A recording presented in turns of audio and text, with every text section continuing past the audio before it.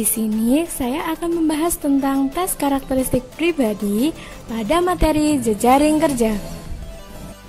Minggu lalu kan kita udah mempelajari tentang pelayanan publik. Sekarang kita akan mempelajari tentang jejaring kerja. Nah, tujuannya apa sih jejaring kerja itu? Tujuan jejaring kerja yaitu nanti pekerja itu diharapkan mampu membangun dan membina hubungan, bekerja sama, berbagi informasi dan berkolaborasi dengan orang lain secara efektif. Jadi, di sini kita dilatih untuk bagaimana cara kita menghadapi rekan kerja kita dan bagaimana cara kita menjalin hubungan yang baik dengan rekan kerja kita. Seperti biasa, seperti di video sebelumnya, kita akan membahas 2 soal yang berkaitan dengan jejaring kerja ya. Oke, langsung saja ke soal yang pertama. Anda bersama rekan kerja telah berhasil menyelesaikan pekerjaan dengan baik. Untuk merayakan keberhasilan tersebut, rekan kerja Anda mengajak untuk berpesta. Namun, saat itu kondisi badan Anda kurang sehat. Bagaimana sikap Anda? Kita baca dulu ya opsinya. A. Menerima ajakan rekan kerja Anda tersebut. B. Meminta maaf dan segera pulang untuk beristirahat. C. Mengikuti kegiatan tersebut sebentar kemudian pulang lebih awal. D. Menolak ajakan tersebut dan pulang ke rumah. E. Mengikuti kegiatan tersebut sebentar kemudian meminta izin untuk pulang lebih awal.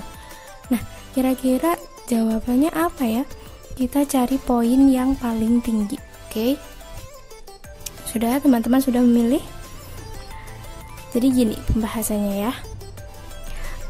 Kalau jawaban yang A itu kurang tepat ya teman-teman. Soalnya gini, walaupun tujuannya Anda itu menerima ajakan teman tersebut untuk menjaga hubungan yang baik gitu kan, tapi kita juga harus tetap memperhatikan kesehatan kita. Jadi kalau badannya kurang sehat ya nggak wajib untuk ikut, tapi seenggaknya diomongin dulu. Oke, kita sekarang ke opsi yang B. Itu juga pilihan yang tepat karena kondisi badan yang kurang sehat membuat kita harus segera pulang dan beristirahat kan. Seenggaknya kita minta izin sama yang punya acara kalau kita nggak bisa ikut acara tersebut. Lalu ada pilihan jawaban yang C. Itu kurang tepat ya teman-teman, soalnya walaupun kita tuh menghargai, kita datang ke rumah si yang membuat pesta, tapi pada acara tersebut kita nggak mengikuti secara maksimal gitu loh, cuma langsung pulang gitu aja tanpa izin, tanpa apa, langsung pulang lebih awal gitu tuh malah nggak boleh ya teman-teman, walaupun kita udah datang ke situ. Nah, terus ada pilihan jawaban yang D. Itu juga kurang tepat karena tidak menghargai, soalnya langsung menolak tanpa kita ngejelasin penyebabnya kita menolak tuh apa, kayak gitu. Itu nggak boleh ya teman-teman, soalnya itu artinya kita nggak menghargai si pembuat pesta, karena di jejaring kerja fokusnya adalah menghargai orang lain. Lalu kita ke jawaban yang E. Itu sepertinya paling tepat ya teman-teman, karena kita tuh menghargai ajakan rekan kerja kita dengan mengikuti kegiatan tersebut, dan kita pun peduli terhadap kondisi tubuh kita.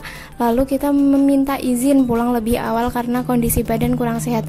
Nah, kalau alasan yang sangat jelas seperti itu menunjukkan kalau kita itu menghargai si pembuat pesta, dan kita juga menghargai tubuh kita agar kita cepat-cepat bisa beristirahat di rumah. Kok nggak yang C kayak gitu kan? Kalau yang C kan kita langsung pulang, nggak minta izin dulu. Kalau yang E kita minta izin dulu, baru pulang. Jadi jawaban yang paling tepat, yang poinnya maksimal, yaitu 5, itu adalah jawaban pada opsi yang E. Bisa diterima?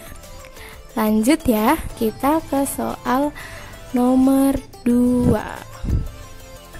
Anda dipercaya oleh atasan untuk menjadi seorang ketua tim dalam menyelesaikan sebuah pekerjaan penting. Pekerjaan tersebut menuntut Anda dan rekan kerja untuk bekerja secara cepat, cermat, efektif, efisien, dan berpegang pada SOP. Namun, dalam pelaksanaan pekerjaan tersebut ada seorang rekan kerja Anda melakukan kesalahan yang cukup fatal karena tidak berpegang pada SOP yang telah ditetapkan.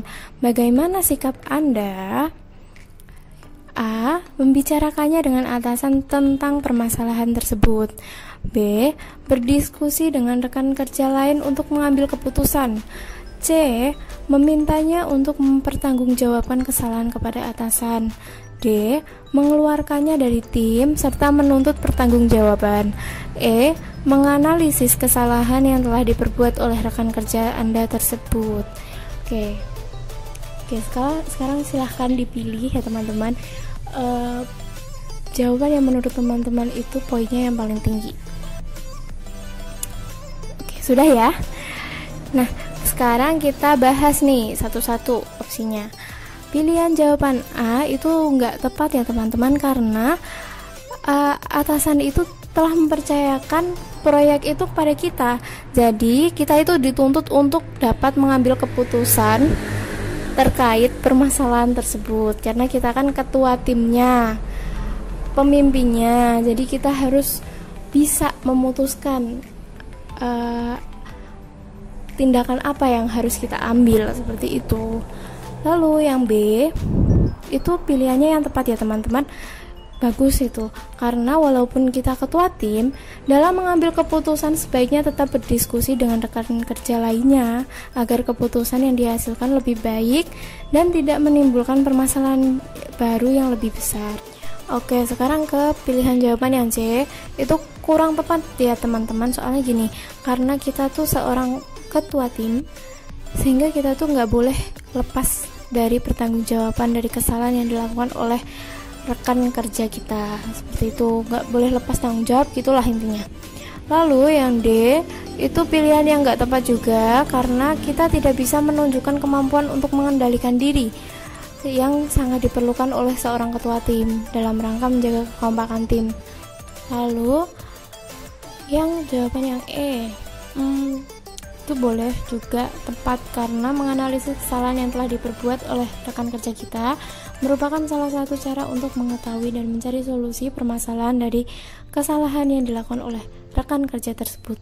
Tapi ini masih bukan skor tertinggi ya teman-teman, soalnya kita tuh cenderung menganalisis kesalahan itu sendiri, bukan berdasarkan diskusi dari rekan kerja kita yang lain gitu. Jadi kita memutuskan sendiri, menganalisis sendiri, itu juga kurang tepat.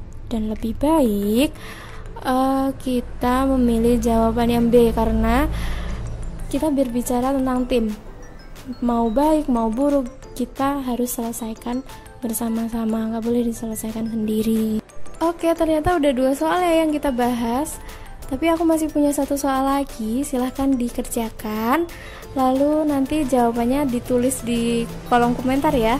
Nanti dikasih alasan juga kenapa sih kok pilih jawabannya itu, kenapa nggak pilih yang lain aja, apakah itu sesuai dengan karakteristik teman-teman.